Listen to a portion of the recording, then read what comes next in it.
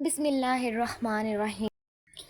جب حضرت آدم علیہ السلام جنت سے زمین پر تشریف لائے تو آپ علیہ السلام نے بارگاہ الہی میں عرض کی، اے خدایا، میں یہاں نہ تو ملائکہ کی تسبیح و تکبیر سن سکتا ہوں اور نہ کوئی عبادت گاہ دیکھتا ہوں، جیسا کہ آسمان میں بیت المعمور دیکھتا تھا جس کے ارد گرد ملائکہ طواف کرتے تھے۔ جواب الہی آیا، جاؤ، جہاں ہم نشان بتائیں وہاں کعبہ بنا کر اس کے گرد طواف بھی کر لو اور اس کی طرف نماز بھی ادا کرو۔ حضرت جبرائیل علیہ السلام ان کی رہنمائی کے لیے ان کے ساتھ چل دیے اور انہیں وہاں لائے جہاں سے زمین بنی تھی، یعنی جس جگہ پر جھاگ پیدا ہوا تھا، اور پھر وہی جھاگ پھیل کر پوری زمین بن گئی۔ حضرت جبرائیل علیہ السلام نے اپنا پر مار کر 7ویں زمین تک بنیاد ڈال دی، جس کو ملائکہ نے 5 پہاڑوں سے بھرا: کوہ لبنان، کوہ طور، کوہ جودی اور ہیرا اور زیتہ۔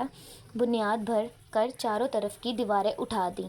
اس طرف آدم علیہ السلام نماز پڑھتے رہے اور اس کا طواف بھی کرتے رہے۔ طوفان نوح تک کعبہ اسی حالت میں رہا۔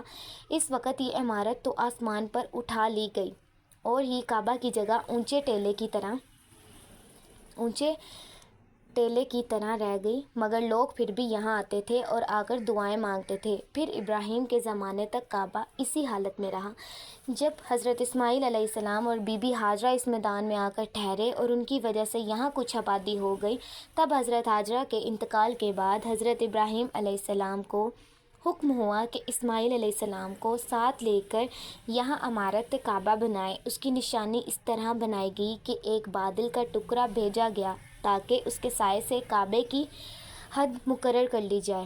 حضرت جبرائیل علیہ السلام نے اس سائے کی مقدار ایک خط کھینچا اور حضرت ابراہیم علیہ السلام نے اس خط پر زمین یہاں تک کھود دی کہ بنیاد آدم نمودار ہو گئی اور اس بنیاد پر عمارت بنائی۔